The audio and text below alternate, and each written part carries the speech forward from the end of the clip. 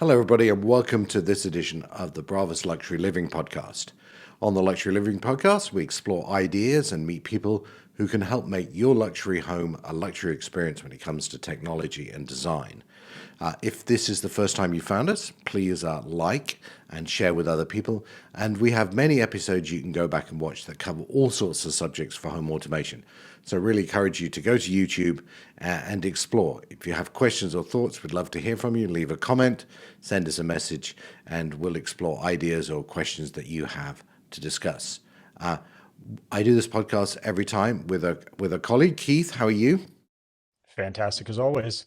Good, Keith. This is one of those episodes which is always very important to our listeners because we're going to discuss the heart of everybody's smart home, aren't we?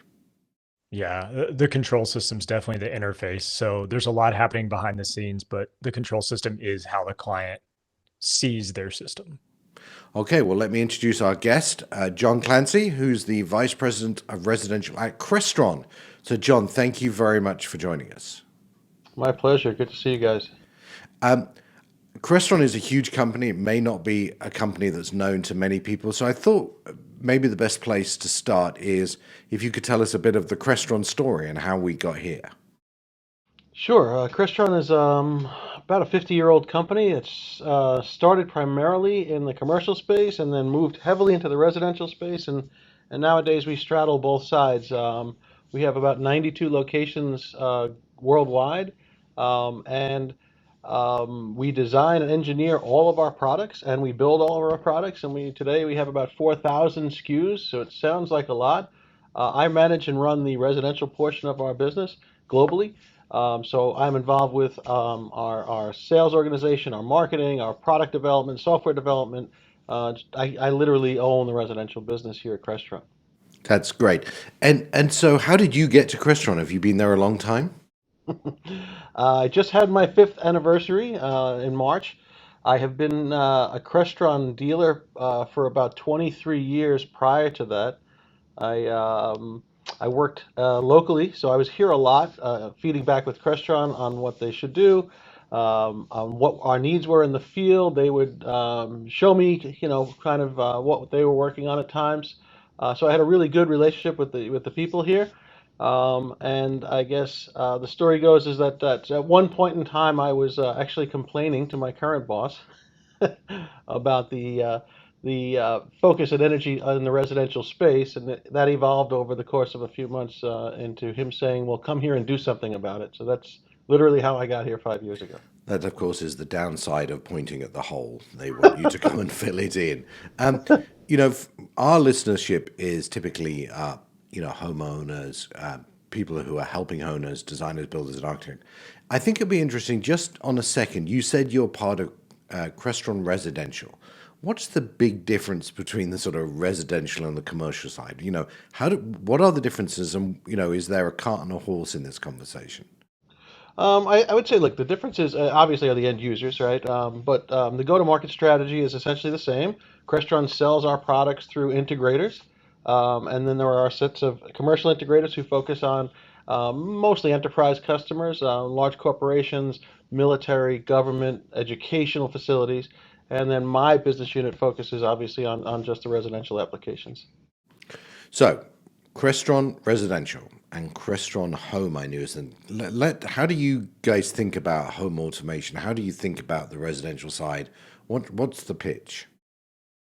Well, look, I think that everyone at this point in time is pretty aware of home automation or the smart home concept.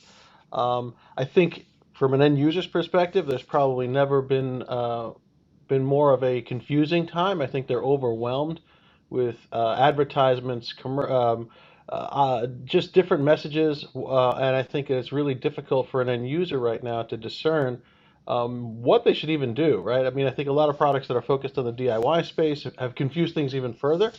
And I think that adds value to what Bravas does, right, as an integrator, right? Part of your message is educating your customers, right, about what's available and then trying to figure out what best makes sense for them in their world. And then we try and help you message that. So it sounds complicated, but I think it is complicated because of the times that we're in. So, John, I know Crestron kind of has end-to-end solutions for almost everything you do, but you mentioned DIY. How do you see integrating not with just DIY technology, but other integrator-focused technologies? Like, how important do you see that as part of what you do, and how much do you think it is going to continue changing as DIY products become better? Look, there's definitely a place for it, right?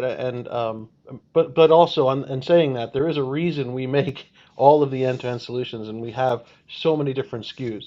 Um, Mainly because it's really about delivering on the expectations, right? I mean, from my experience, end users really just want two things. I think it's simplicity of use and then the reliability aspect. And I think that the more, the less control you have over those other products, the more chance you have of impacting or negatively impacting one of those two areas. So that's why I think that's our message around why we create all of these products. We really want to deliver an engineered solution and all of the products that are built or designed, engineered, and built to work together seamlessly. In saying that, absolutely we want to integrate to third-party products, and even products in categories we don't make are a big part of that, right? So that if you look at our Crestron Home driver database, we have thousands of drivers for third-party products. We recently launched a new solution that allows manufacturers and developers to create their own drivers for this product line. So we're really trying to allow that to evolve nicely to accommodate those needs.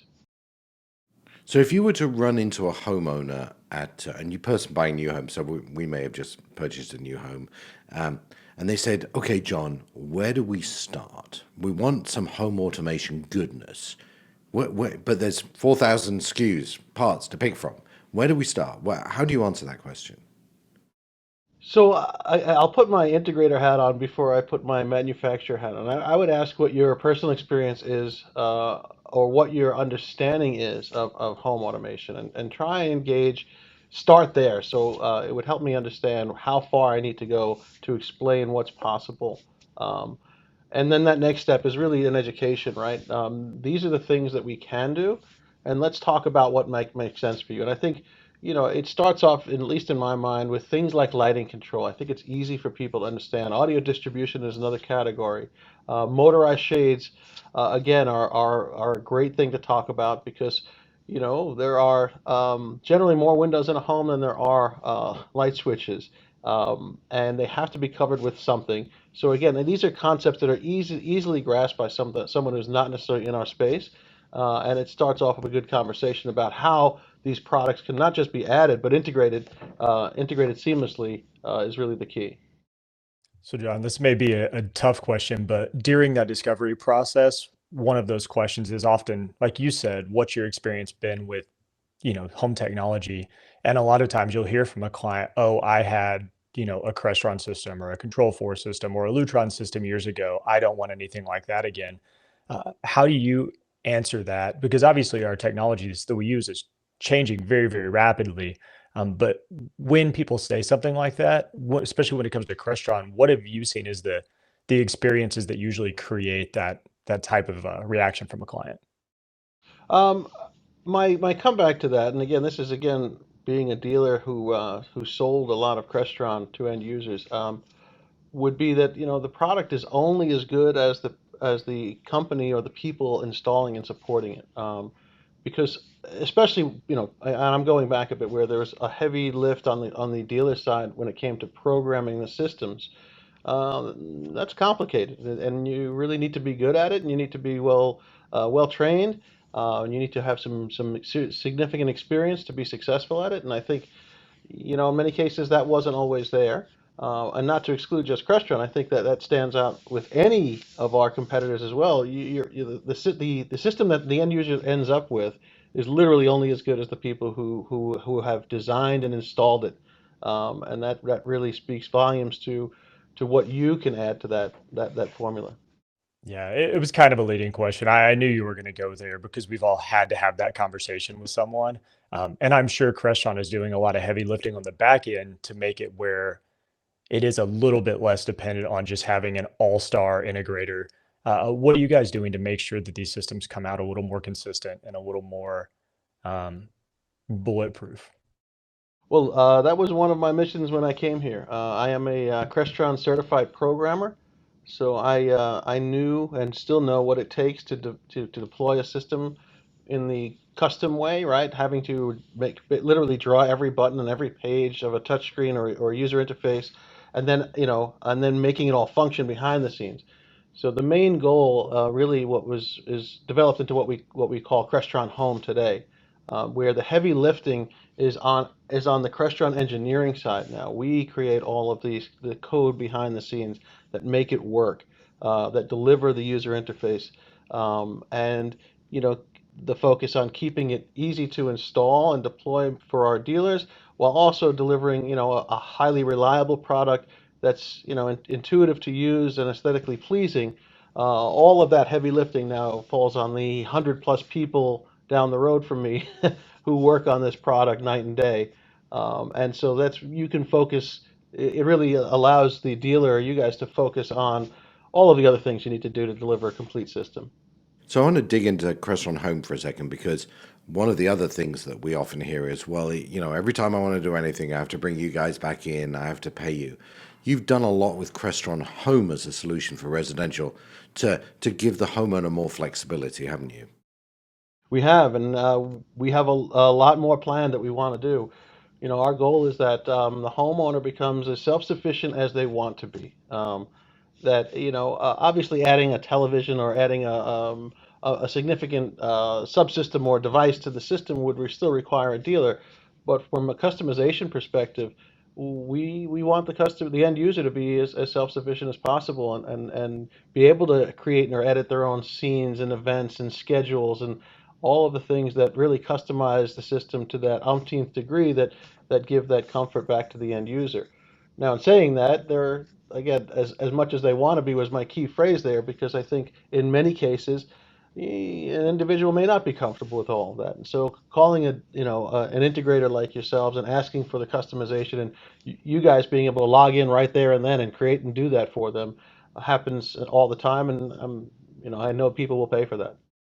So I want to dig into a couple of bits of technology. Just so I have to tell everybody, I was lucky enough to go around your New Jersey. I think it's the commercial, but there's a lot of residential stuff.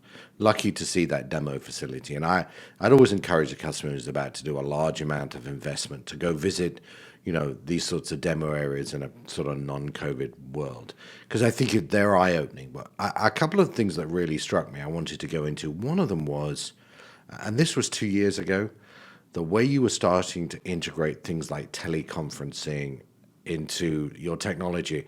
I don't know whether you guys knew what was coming, but you had some sort of amazing foresight because of the Zoom and Teams integration. Talk a bit about what that would be like for a homeowner. Well, again, so this is the larger part of our business is focused purely on the commercial space, right? So these are products that were originally designed and built for conference rooms and boardrooms and executive offices. Um, and what's really ironic is what you said is that the timing of that. And this is a product line that literally launched about a year and a half ago, and the timing of that was just pre-pandemic. When we saw that, and we all started to work from home ourselves, we started to think about, well, what of those products best makes sense to try and move into the residential space. And we started to look at how we use our systems and how um, our families used our systems and what makes best sense. We started to think about the situation where everyone's crowding around a laptop and trying to talk to family members all over the place.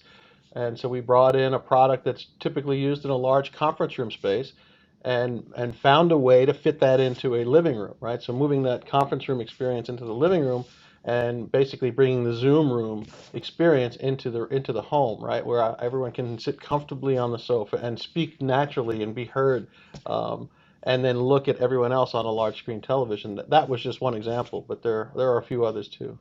Because we talk a lot on this podcast, and we've done podcasts, in fact, one recently about how not to suck at home. And it's like have a good monitor, have a good microphone, have a good integration. And that's sort of what you guys did, isn't it? You've made that easy to give a board level experience in a home system. Look, even the home office. I mean, at we recently came out with a product we call a Crestron Home audio conferencing device, right? It's I'm not going to go into the model number, it's complicated, but it's a device that sits on my desktop at home. It has a touch screen on it that runs my Crestron Home system. It's a speakerphone, right? That connects via USB to my computer, so it's not system agnostic, so it's not dedicated to Teams or Zoom or anything like that. It's whatever I'm using on my computer. It has a really, really good high quality microphone array and a high quality speaker. I can be 10 feet away from it and you'd still hear me crystal clear. And it just enhances the home office audio experience while still giving me the controls I need on my touchscreen. And I can do things like, I've created what we call quick action. So when I start a call, it mutes whatever audio might be playing in my office. It turns the lights up in front of me. It lights an indicator outside my office door that turns red so my family knows not to bother me, that I'm on a call, so no one's going to knock on my door. And when I'm done, I hit the end call button, and my lights go back to where they were. If I was watching TV or listening to audio, that goes back, and that indicator light outside my door goes off. So things like that just kind of make sense, um, is really what we started to really focus on bringing from the commercial side into the residential space. I think things like that are really smart because it's a great example that shows the different things you can do when you have a truly integrated system, which really is where Crestron specializes. So I think all of that's pretty amazing. One of the other areas that really struck me when I looked around the site was video distribution and how much video distribution is really changing in a large house. Talk about some of the things that you guys have been focused on in that area. So, video distribution is kind of at the heart and soul of Crestron. We came out with a product we call digital media a little over 10 years ago. And on its own, it's a multi-$100 million business. It is primarily used in commercial spaces, but it was originally built for the residential space, right?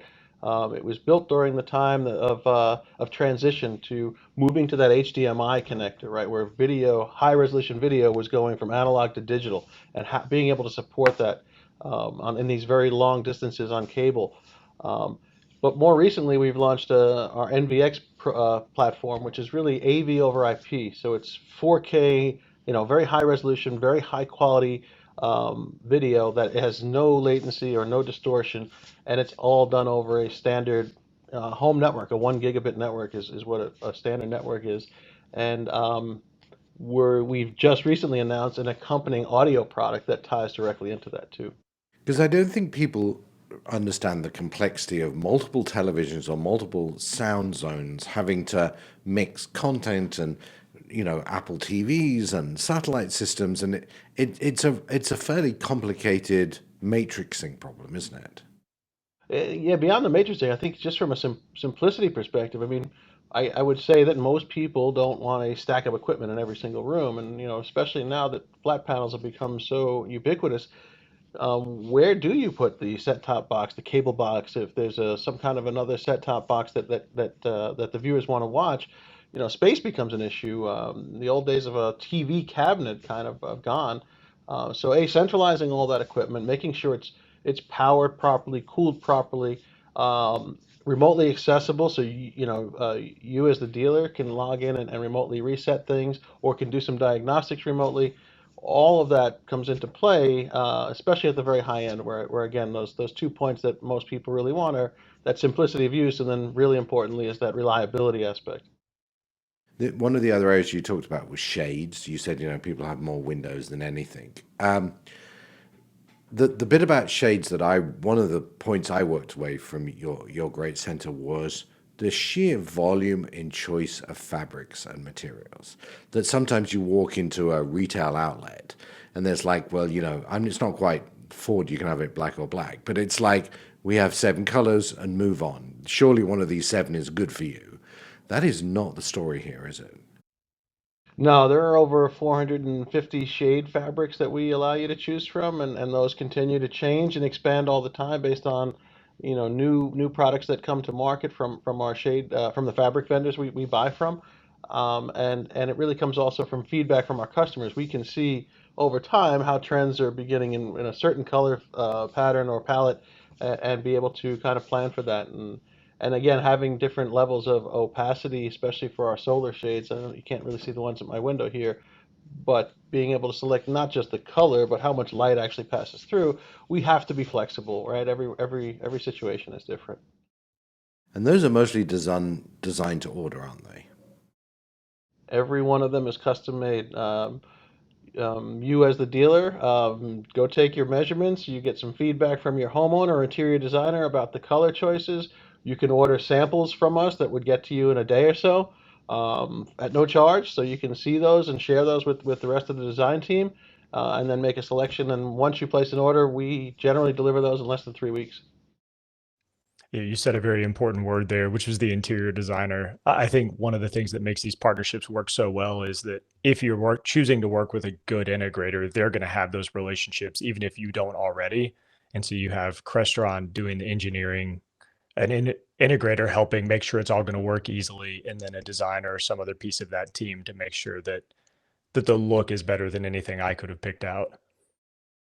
Look, and also beyond that, we offer a product or a category in that space we call color match, right? So if there is something in those 450 plus fabrics that we have that doesn't match the need, you can send us a color number, and then we send you back a sheet with maybe 9 examples. And right, that the one in the middle is the one you gave us, but again, it may look different when it's printed on the fabric type you choose. And so we can also do that, and that's really been a big benefit to a lot of the interior designers we've worked with, where the sky's the limit. Whatever they think of or dream of, we can kind of do. One of the other areas I wanted to poke into was lighting. So lighting rather than lighting control. I mean, I'd tell everybody once you've lived with lighting control, you can't go back. The world is not fair that way. Mhm. But lighting is changing a lot as well. And I know from your commercial business, you've been able to manage huge buildings. What does lighting mean to you in a residential business? Well, I would first agree with you. I think once you have some lighting control, it's hard to go backwards. It's and, obviously I have a lot of this technology in my own house, and I would say that the one thing that I absolutely touch every single day is our lighting. I may not listen to music every single day or even watch TV every single day, but I am adjusting my lighting all the time. Some of it is automated, some of it is scheduled, some of it's based on time of day, based on sunrise and sunset conditions. But it is the one thing that I interact with personally all the time, and it is hard to go back. Yeah, and I don't think people know that you can do things like an hour before sunset. I don't remember the exact words, but I mean, when you have right, nice, warm lighting, it changes the sense of the room and it becomes part of the interior decoration conversation as well, doesn't it?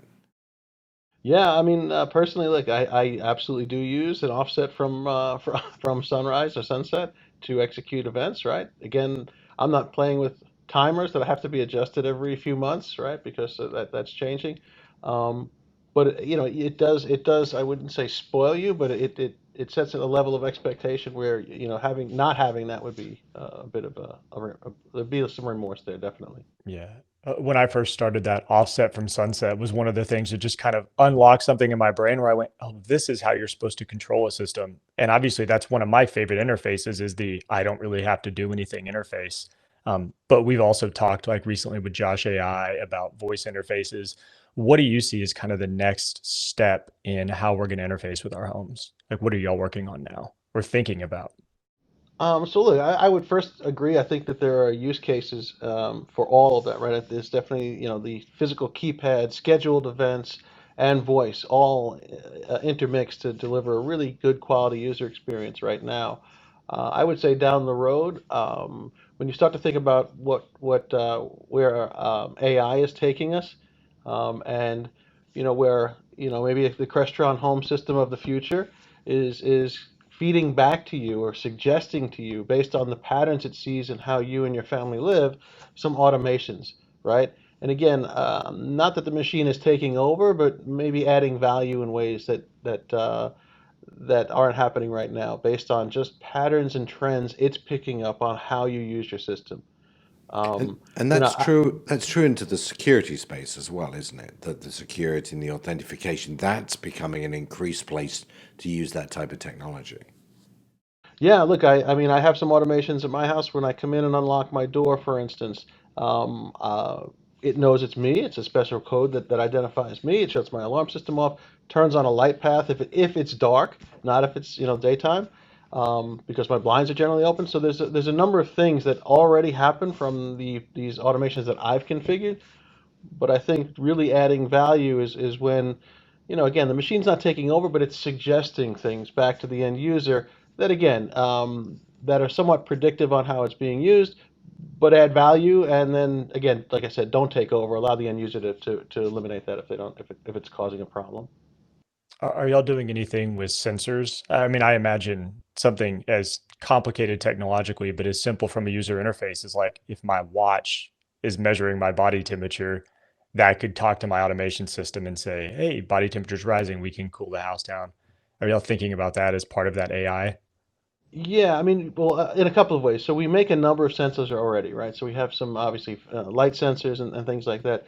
We had recently come out with a product we called Solar Sync, right? So I'm sure you're familiar with adjusting not just the brightness of light, but the color temperature of the light in the space, or the color of the light in the space. This product can measure the outdoor light, not just intensity, but color. And if you choose, it can make the interior light match the exterior light, right? So that's just one example. On the commercial side of our business, obviously, as people are returning to work, the sensors that we install in conference room spaces, for instance, which count people and occupancy and can set off alerts to the facilities staff when the occupancy of that 8-person conference room is exceeded. Because in the old days, that wasn't a big deal. But now, with the need of social distancing indoors, as people are returning to work, that might be an issue for the employer to know about. And so, finding ways to bring some of those products back into the residential space that offer value is something we're always looking at. So you talked about having lots of different third-party integrations. Are there any some surprising ones that you can think of? People go, well, I bet you didn't know, but we can do this type of integration. You're talking So about I things am like a the smart rug? I was interested. There are all sorts. I know there are lots of wacky ones, so I wondered which John's There thought are about. there are a few wacky ones. One of the first ones we showed off with Crestron Home when we expanded the third-party solutions we call Crestron Home extensions, um, was the interaction to a coffee machine, right? So I can automate my coffee in the morning. I can pick up my mobile phone next to my bed, and I can order a latte in my kitchen, right? Where again, it may sound silly to some, but obviously, for the right person who looks for that, that's a great solution. We're about to talk about, I'd say in a week or so. It's a little early to talk, but I will here. But we have a partnership with Delos, health and wellness company, and so we will have a Delos Crestron Home extension. So again, I think it's really timely. I think this is still front of brain for a lot of people. What does my air quality look like in my space? And that's where we're starting off with. So Delos makes a system that can measure air quality. They can also purify the air, right? But Crestron Home on my mobile device or on my touchscreen is being able to see room by room what the quality of the air is, and either automating the remediation of that, or just having the ability to circulate the air in a nicer, easier way. And again, providing that data back to the end user is something we plan to launch in the next 7 to 10 days. Did I imagine it, or did you have a Tesla integration? There is someone, and again, this was a third-party solution. Yes, there is a Tesla extension for Crestron Home. It's funny when we came out with this, we weren't sure what the uptake would be from outside developers to build these. We created a really nice SDK for developers to build these automations. And, I am surprised. There are probably 50 or 60 of them now, and we've only had this maybe a month. And every day I look, and the number just grows. And it's interesting to see what categories and what products are being chosen. And some of them are a little out there, but again, there's that idea that there's something for everyone, and seeing this evolve and develop in this crowdsourced kind of aspect of providing these integrations is really unique. So if people have a wacky thing they can't do without, Crestron can probably find a way to automate it into your life.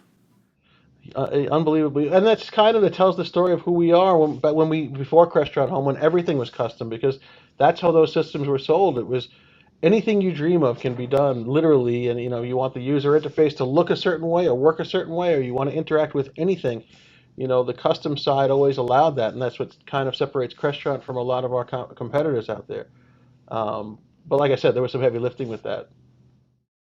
Yeah, it was one of the ways we used to kind of sell between Crestron or understand if a client was a Crestron client is we would just ask them questions about, do you have an opinion about this? And if they kind of said, I don't know, that's not that big of a deal to me, something else would probably work for them. But if they had strong opinions about every piece and you knew you were going to have to really build a solution just for them, Crestron gave you a lot of power to do that. Agreed. Well, listen, I think Crestron's critical to our business. I think it's critical to doing an automated home, and so we're grateful for the time. But before we let you go, I think we gave you prior warning to the 3 questions we always ask every guest just to see if we can get a bit more insight to you. If you don't remember what they are, then these will come as a surprise. But let's see how we do. The first question is other than Crestron, which is clearly the most important thing in your home, is there another piece of home technology you think you couldn't live without? That is really interesting. You know what? There is a product that I experimented with last year, and I know it's probably a little out there and a little wacky, and I wouldn't say can't live without, but now that I have it, it's really hard to not have it. And that is a product I put in my swimming pool that connects via an app and tells me what my water quality is like, right? What the temperature is like, and I can literally look at my phone and see what my chlorine level is, what the water purification level is, what the temperature is, and react accordingly. Again, it sounds a little out there, and I know there are pool systems that can do a lot of this, but this was a device that you kind of just buy and throw into the pool, and it's really slick. When you think back on many of the jobs you did, either as an integrator like Bravas or now you've been at Crestron, is there one that really stands out to you that is your wow job? You go, oh, crumbs, I need to tell you about this one place. There are a few of those. I mean, I think about them occasionally. That's probably what I miss the most from moving from the integrator side to the manufacturer side, is doing those projects that you'd see, once every 4 or 5 years. And so one of the last ones I had worked on was one of those. It was a project that was 3 years in the making. It was a 9-acre estate with 9 structures on it, and we got paid to design every bit of the low voltage infrastructure prior to selling the system, installing the system. So, being part of that design team for that long period, the conduit plans, all of the plans that really went into everything low voltage, was really exciting. And then actually, seeing it being built and finished from plan over that 3-year plus time period was pretty amazing. Okay, last question, the hardest of the 3. Is there a piece of technology that hasn't yet been invented that if you could wave your magic wand, you would like access to? It sounds silly, but yeah, there are times where the extension to voice control without having to speak, right? The scary little bit of thought control. My wife's next to me and sleeping, and I'm not going to use Alexa in my remote, or is not handy, or whatever it is. I just want something to happen, and having to physically act or speak. I know it sounds silly, but isn't that big of a encumbrance, but it can be improved, I guess. Well, my guess is if anyone can work out how to integrate that into your home, it'll be Crestron. So listen, John, thanks very much for joining us and taking part in the podcast. Thank you very much, guys. Thanks for your time, John.